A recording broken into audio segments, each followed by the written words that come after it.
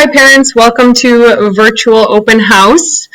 My name is Molly Momenteller and I am excited to walk you through your son or daughter's English 3 course tonight and introduce myself and just give you a preview of what you can expect for the semester.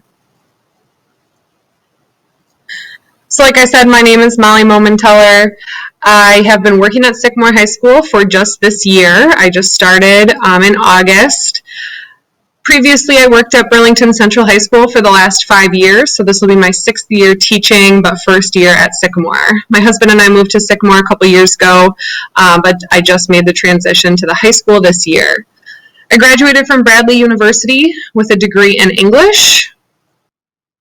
Hi there, my name is Christina Oland, and this is my 9th year teaching at Sycamore High School.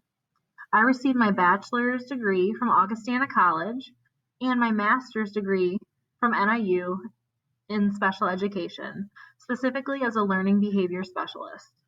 I have been co-teaching in the English department here for the past 8 years. A little bit about myself. As you can see, this is my family. My husband and I and our 2 children live in DeKalb. My son just started middle school and my daughter is in 2nd grade. We adopted a dog over the summer, like many people I have heard, while we were home for many months, and we love her so much already. What's great about co-teaching is that your student will have access to 2 teachers who not only know the content, but also know the best learning styles and practices for your children. Please contact me, as you would, Mrs. Momenteller, with any questions or concerns. I look forward to meeting you and working with your students.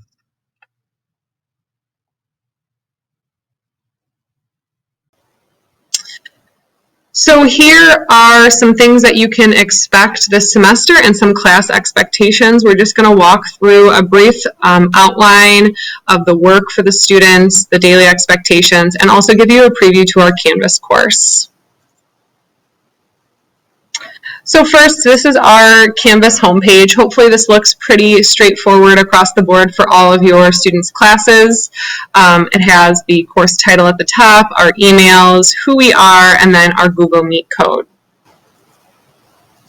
On the second half of that same screen, the students will see 8 different icons that look like this. On the top, the first 3 are specific to our course. The SHS Canvas homepage is a resource page for the students where they can find information. And then the bottom 4 are other services for the students. So if they have Chromebook issues or need to reach out to their counselor or anything like that, those links are there for them on every single Canvas page.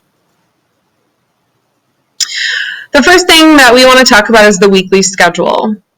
This is where the student should start every single day in class. They should click on this weekly schedule icon or the actual words weekly schedule, and it will take them to a schedule that looks like this.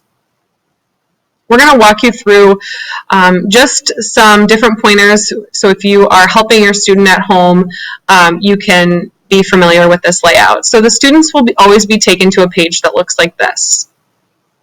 The students will then click on Jump to Weekly Preview, which will take them to a page that looks like this. So this is this past week's plan for the week.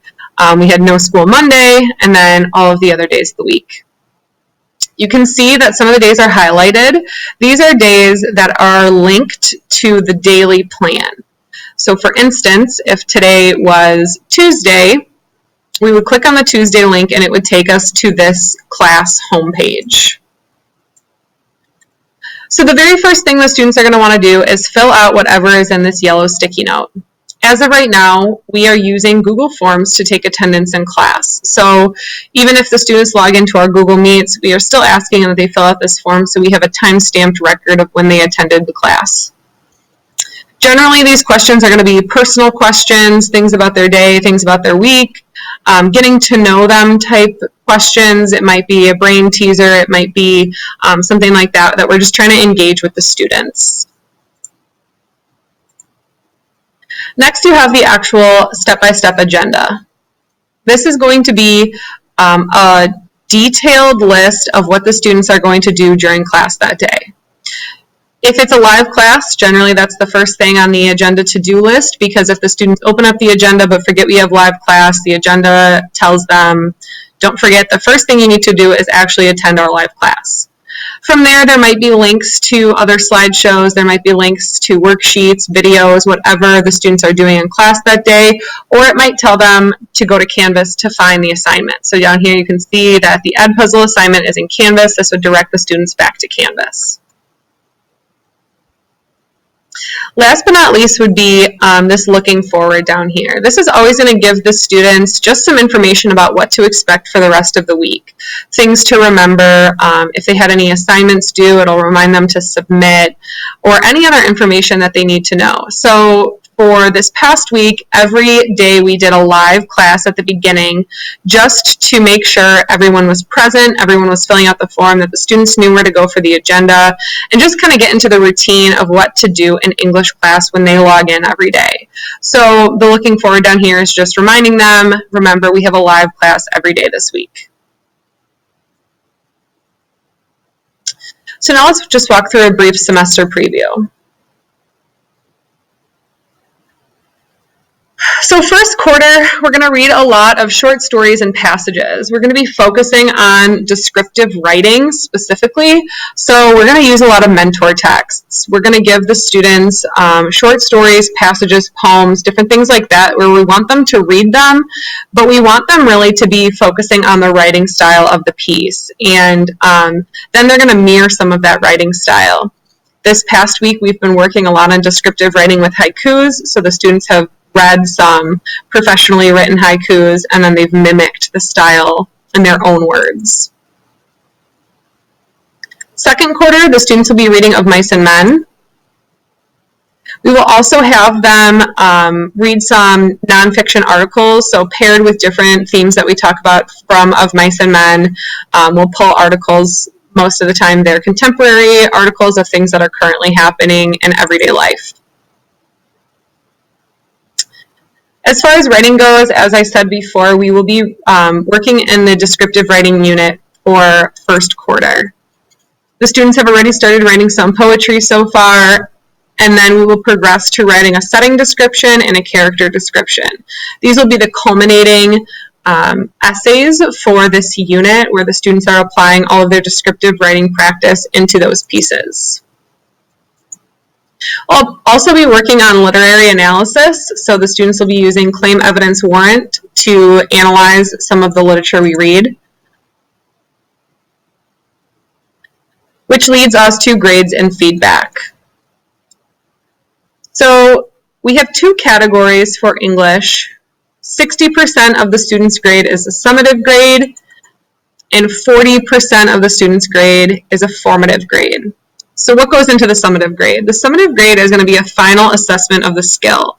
This is the end of the road checkpoint, meaning at this point, nothing should be news to the students. This should all be something that has been practiced, and they have been given feedback on this skill multiple times throughout the quarter, semester, or whatever checkpoint we set. These are going to be things like essays, projects, larger quizzes, or tests. The formative piece are going to be all of the checkpoints that get us to the summative piece. So prior to submitting an essay, the students would have multiple checkpoints where they're submitting mini pieces of their writing to us for us to give them feedback on and then revise in order to submit for that summative piece. So again, this could be classwork, homework, checkpoint quizzes. A lot of times we use graphic organizers. We might use outlines or things like that, rough drafts. These are all formative pieces that are going to allow the students to revise, edit, relearn, and then go back and take the summative. So while the grade is important, the feedback is really what gets us to the grade. Just like we have two different grading categories, we have two different feedback categories. On the formative assessments, the feedback is the most important piece. The students are submitting a formative assignment to us, and we are giving them feedback in order to get to that summative piece. So we might structure this in written or audio or even video feedback. It's going to be super detailed, and it's going to give the students suggestions for improvement. There might be rubrics for these pieces, but generally this is going to be very detailed, personalized, and individual to your student. For instance, if a student submitted a rough draft of an essay, we are going to take that essay and we are going to give them feedback on grammar and mechanics and writing style and detail and flow and all of those different categories that would be on that final rubric, but really individualized to your specific student. This way, when they turn that summative in, nothing should be a surprise for them. When they turn the summative in, this is when we're going to make those check marks on the rubric. This is going to be less detailed and less written feedback and more of just that grade with maybe check marks on a rubric for the students. Class expectations in general. So let's talk about live classes first. We would like students to log into their Google Meets for our class as soon as possible. The students have the 8-minute passing period in between classes to do things like grab the materials for class, get a drink, have a snack, go to the bathroom, whatever they need to do. But as soon as that bell rings for class, we would like the students to be logged in with us. Generally, throughout that 8-minute passing period, we have already started the Google Meet and we're logged in waiting for the students to join. If the students can log in within those first 30 seconds to minute of class, they are going to make sure they get all of the information that has been shared.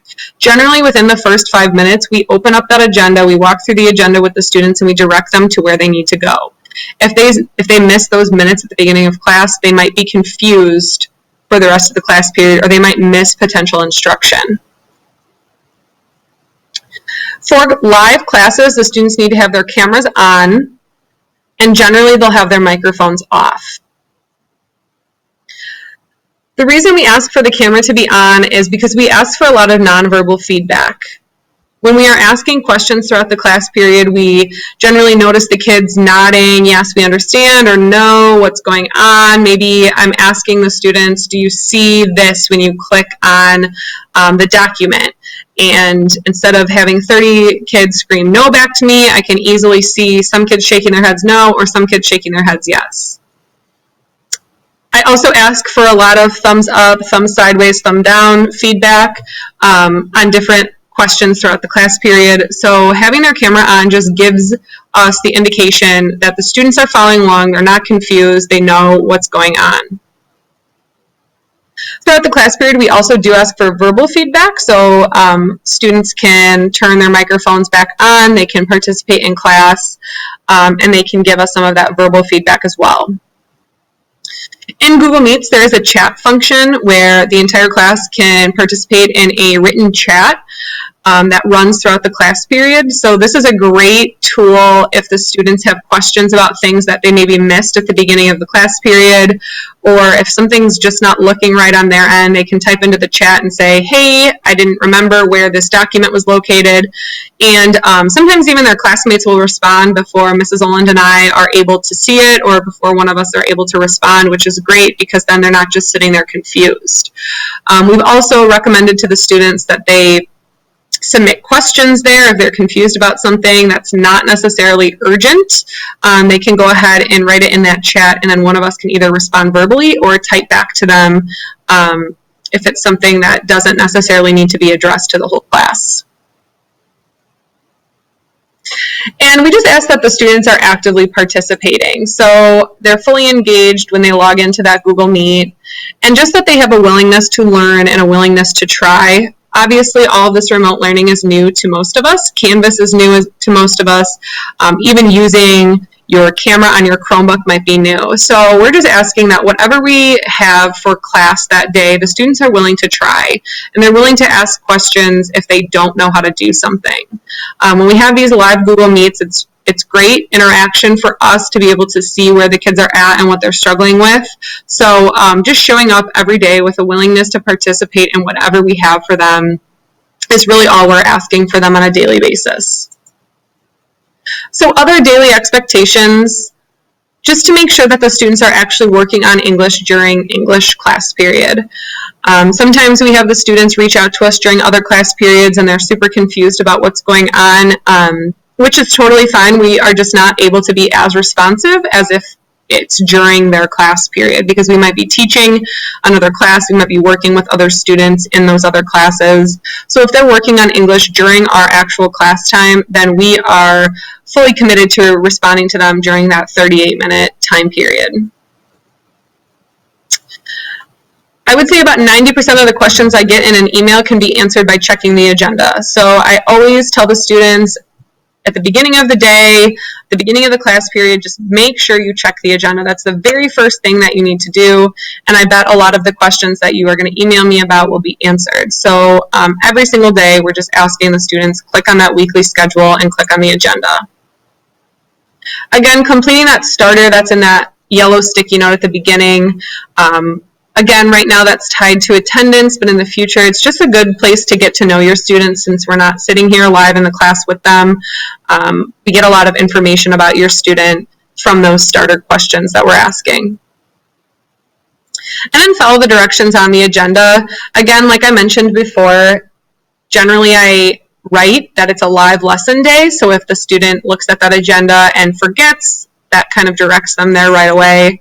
But then it's also going to tell them what they need to look for on Canvas.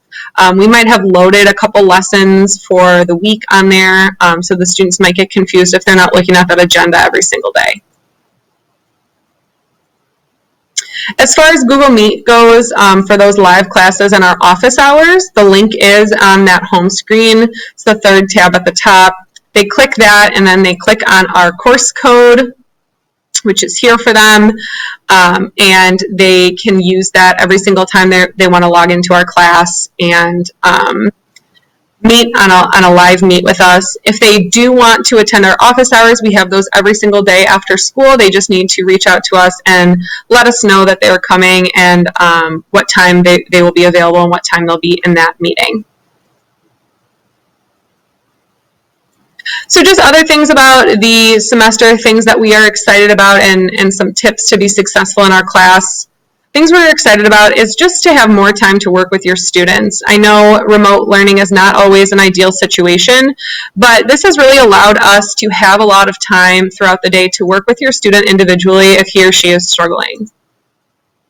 Additionally, it's made grouping a lot more flexible and a lot more convenient for us to work with your students either one-on-one or in small groups or things like that. We can set up multiple different meets. We can group your students and meet with them on different days. We can meet with them at different times. And it's a lot easier than sitting in a room of 30 students from bell to bell in a traditional model. And then last but not least, it just gives us the opportunity to try new things, try things in a new way. We're not set in stone that this is how things have been done, so this is how we're going to keep them, but we're able to just see what works for your students individually and see how we can meet their needs better in this situation. And then some tips for success and some other things to remember is just communication is always key. Remote or not, communication is key for your student's success, whether that be communication from you or communication from your student. Just reaching out to us whenever something comes up. Instead of getting frustrated, if you just reach out to us, hopefully we can get those questions answered immediately. I'm very responsive via email, so if you reach out to me at any time, generally I try to respond as soon as possible. And then if you did want to have a phone call or a live Google Meet or something like that, we could definitely do that, or I could do that with your student as well. Again, I'm going to harp on it all semester. Just always check that daily agenda. Like I said before, most of the questions can be answered by looking at the daily agenda. And then if there is still something after that, absolutely shoot me an email and ask me a question. And then last but not least, there are no stupid questions. What I've noticed from the last 2 weeks is that students are less likely to ask questions because maybe they feel like they've asked it already or it has been communicated to them, so they just sit there frustrated instead of reaching out to one of us to ask us where to find something or what they're missing or how to log in. I'd rather explain something 15 times than you sit there and be frustrated. So just make sure, again, to communicate, ask us as many questions as you need. We will show you things as many times as you need to make sure that we can all get through this together. So last but not least, our emails are here for you. Again, reach out to us about anything. If you have questions about things that were brought up in this video, if you have questions about things you saw on Canvas, assignments, attendance, anything like that, please reach out to us. We are here to help you, and we hope we get to meet you soon.